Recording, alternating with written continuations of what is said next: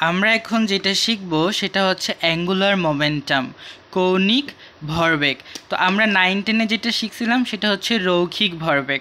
রৈখিক ভরবেগ পি সমান সমান, রৈখিক ভরবেগকে আমরা পি দিয়ে 9-10-এ চিহ্নিত করছিলাম, এবং রৈখিক ভরবেগ কি, যে ভর ইন্টু বেগ, এটাকে বলা হয় রৈখিক ভরবেগ। সেম জিনিস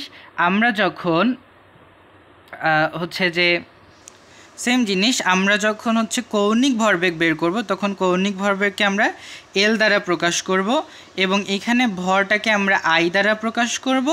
আর এটা ছিল আমাদের রৈখিক ভর, তাই না? আমরা এখানে কৌণিক ভর আই লিখলাম। আই মানে হচ্ছে জড়তার ভ্রামক, আর ভি মানে হচ্ছে রৈখিক বেগ। এটাকে আমাদেরকে কৌণিক বেগে লিখতে হবে। কৌণিক বেগকে আমরা আই ওমেগা দ্বারা চিহ্নিত করি। এবার এখান থেকে কি আমরা আসলে এই এল আর পি এর মধ্যে কি কোনো সম্পর্ক স্থাপন করতে পারি?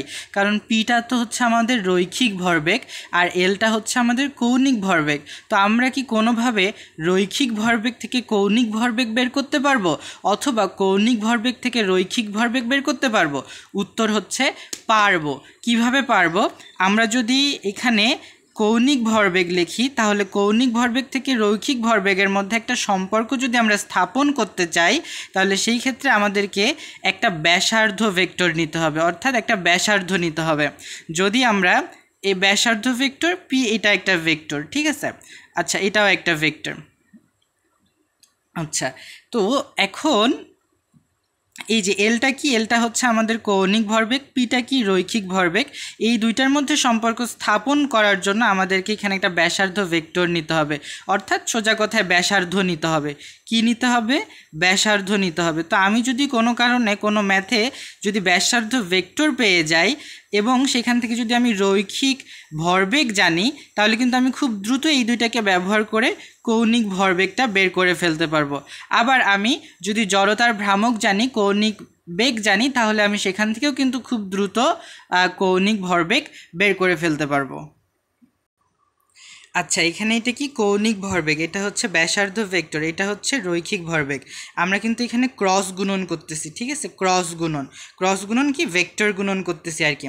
তাহলে এইখান থেকে আমরা ভেক্টরের অধ্যায় থেকে কিন্তু এখানে এটা এভাবে লিখতে পারি যে আর পি সাইন থেটা, ঠিক না? ক্রস গুণনের ক্ষেত্রে কি হয়? সাইন থেটা হয় ক্রস থাকলে। তাহলে আর পি সাইন থেটা। আর যদি এখানে ডট থাকতো, যদি এই যে ডট থাকতো যে আর ডট পি, তাহলে কিন্তু আমরা লিখতাম কি, আর পি কস থেটা। কথা বুঝে গেছে? সো এখানে যেহেতু এটা ক্রস গুণন, সেহেতু আমরা এখানে কি লিখতেছি, এখানে আমরা লিখতেছি হচ্ছে আর পি সাইন থেটা।